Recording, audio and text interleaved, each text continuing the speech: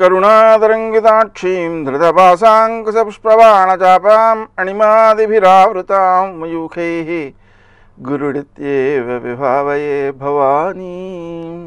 గ్రహముల యొక్క ప్రభావాలు మనం ముందుగా తెలుసుకోవడం ద్వారా ఏమవుతుంది అంటే, రోడ్డు మీద రాళ్ళు ఉంటాయి, గోతులు ఉంటాయి, ముళ్ళు కూడా ఉండొచ్చు.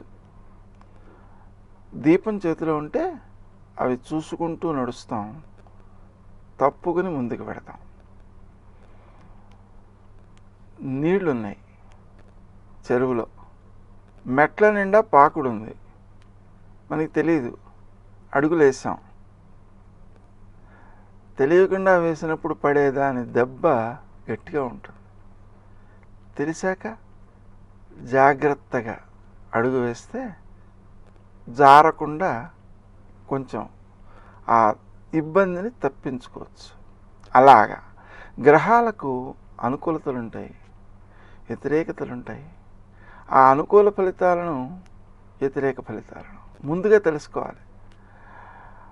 అనుకూల ఫలితాలను తెలుసుకోవడం ద్వారా దానికి అనుగుణమైన కృషి చేయవచ్చు. వ్యతిరేక ఫలితాలను తెలుసుకోవడం ద్వారా దానిని నివారణ చేసుకోవచ్చు. మీలో ఎవరైనా ఈ నివారణలు చేసుకుని, ఆ జపాదులు చేసుకుని దానివలన మంచి ఫలితాలను పొంది ఉన్నట్లయితే కామెంట్స్లో రాయండి.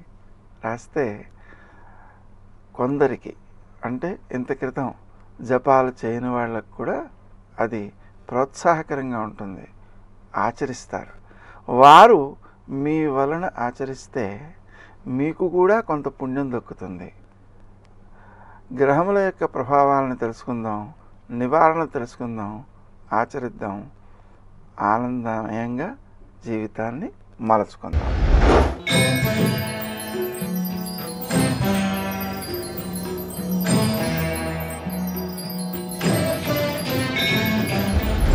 వృశ్చిక రాశి. ఈ రాశివారు తాము ఆచరించే కార్యక్రమాలలో విజయాలు సాధిస్తారు. లక్ష్య సాధనాశక్తి బాగుంటుంది, అనుకూలమైన వాతావరణం ఏర్పడుతుంది. కానీ ముఖ్యంగా కొన్ని సమయాలలో బద్ధకం అనేటువంటిది ఇబ్బంది పెట్టే అవకాశాలు ఉన్నాయి. ఆ దోషాలను అధిగమించడం కోసం శనివారం రోజున ఒక అరకేజీ నల్ల నువ్వులతో శివునికి పూజ చేసి ఆ నువ్వుల్ని ఆవులకు పెట్టడం ద్వారా మీరు ఎక్కువ ప్రయోజనాన్ని పొందగలుగుతారు. ఆ విధంగా చేయడం ద్వారా మీకు సకాలానికి పనులు పూర్తవడంతో పాటుగా వ్యతిరేక శక్తుల యొక్క ప్రభావం కూడా మీవే పడకుండా మీరు మిమ్మల్ని కాపాడుకోగలుగుతారు. వృత్తి స్థానంలో అభివృద్ధి బాగుంటుంది. అయితే ఇతరుల యొక్క దోషాలను గుర్తించేటువంటి శక్తిని మీరు దుర్వినియోగం చేయకూడదు. ఆ విధంగా వచ్చినటువంటి శక్తిని భగవద్దత్తంగా భావిస్తూ భగవంతునికే ఆ శక్తిని సమర్పించాలి. ఆ విధంగా చేయడం ద్వారా మీ శక్తి అత్యధికంగా వృద్ధి చెందుతుంది. స్నేహ సంబంధాలు అనుకూలమైన ఫలితాలను అందజేస్తూ ఉంటాయి. వృత్తి స్థానంలో మీకు గౌరవాన్ని పెంపొందించుకోవడం కోసం మీ క్రింద పనిచేసే వాళ్ళకి సకాలంలో మనం ఆ సౌకర్యాలను కలిగించడం, ఇవ్వవలసినవి అందజేస్తూ ఉండడం మొదలైన వాటి ద్వారా మనం ఆ కృతజ్ఞతను చూపడం ద్వారా ఎక్కువ సత్ఫలితాలను పొందగలుగుతాము.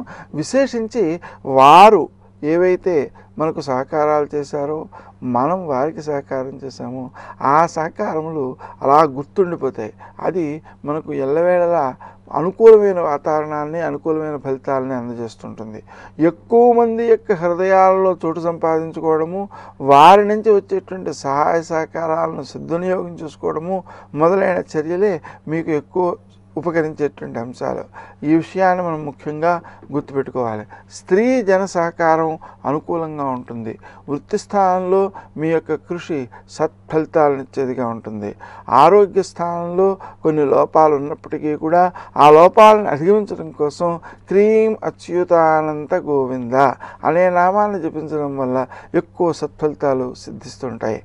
ఆరోగ్య విషయంలో ఆవిషంగా శ్రద్ధ తీసుకోవడంతో పాటుగా ఉదయకాలం 9 లోపల ఆహారం తీసుకోవడం, సాయంకాలం 5 లోపల ఆహారం తీసుకోవడం, రాత్రి 9 నిద్రను పొందడం అనేటువంటివి మీకు ఉపకరించేటువంటి అంశాలు.